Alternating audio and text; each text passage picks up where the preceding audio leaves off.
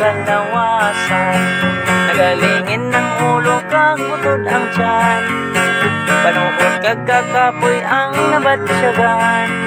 Magpamasahe ang sabat sinitanan, sa kabulay sang aton nga mga trabaho. Hindi maligawan magsakit ang ulo, gani dali magpamasahe na kamo. Mabatsyagan yung gidang ka-epektibo. Magpamasahe na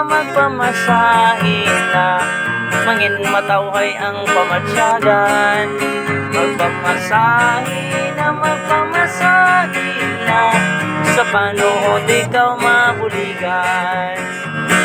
Sa panuod ikaw mabuligan, gani dali